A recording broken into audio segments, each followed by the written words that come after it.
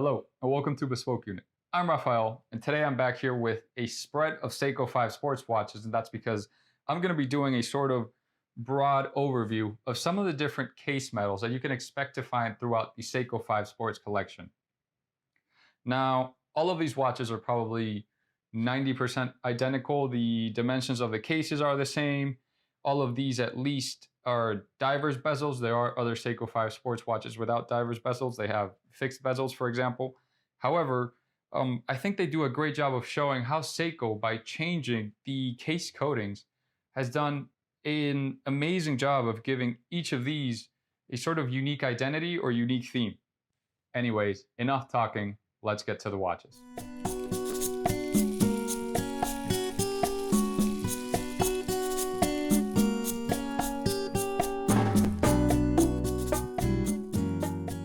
So here we are with our varied array of Seiko 5 sports watches, and as I mentioned in the introduction, I just wanted to do a quick little review or exhibition of the different case metals, or more specifically case coatings that Seiko has been using in the Seiko 5 sports line. Now, at the base, these are all steel watches. They're all stainless steel. And as you can see, obviously these have no coatings. It's worth mentioning that even with the coatings, and I'll demonstrate that here, the cases, most of them have the same finish where, let's look here at our base steel model.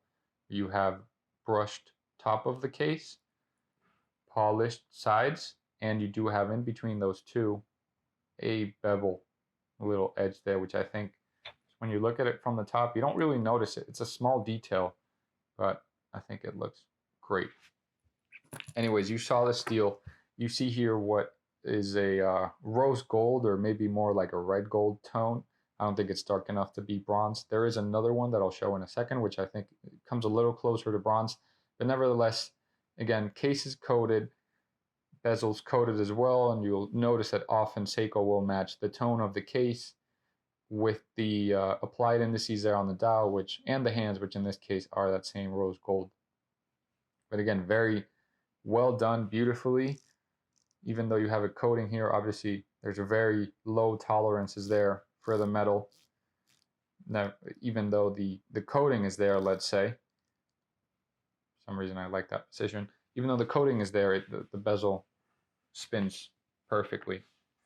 Now we also have PVD, and there's two what I'm calling PVD or black coatings. I didn't mention it, but Seiko on their website refers to all of these coatings, or at least in the majority of cases, as a black, or not a black, sorry, as a hard coating.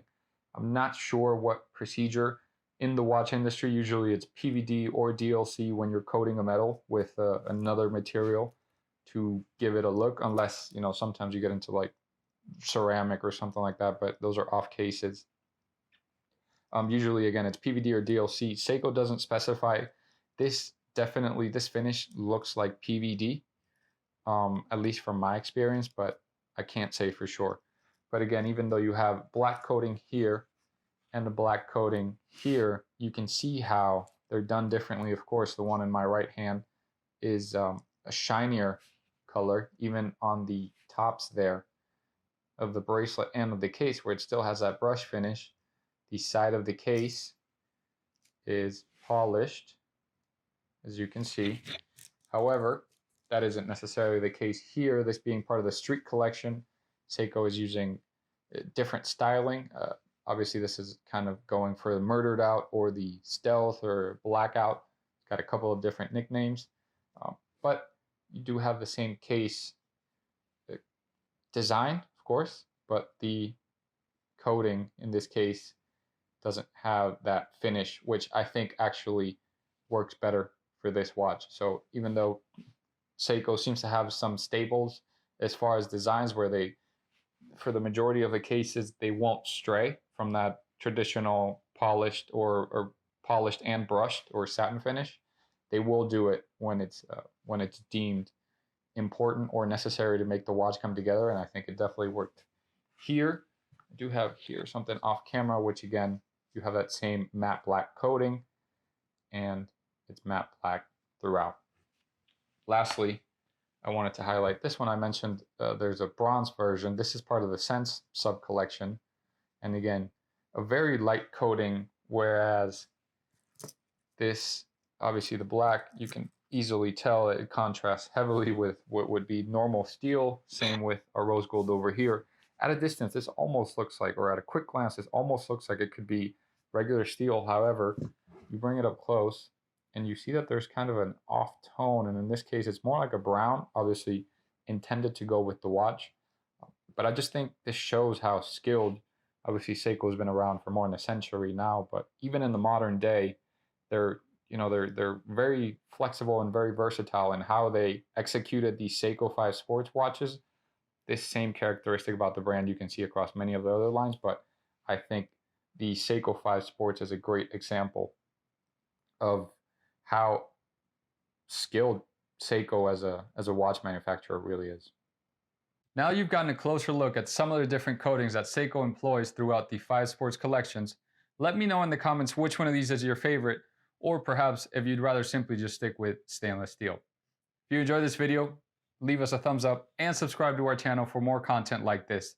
If you're looking for more information, reference numbers for example, on any of these pieces, I've left them in the description with links to individual reviews both on this channel as well as over on our website, bespokeunit.com. If you're looking for pricing, those links are in the description as well. As always, I'm Rafael, this is Bespoke Unit. Thanks for watching.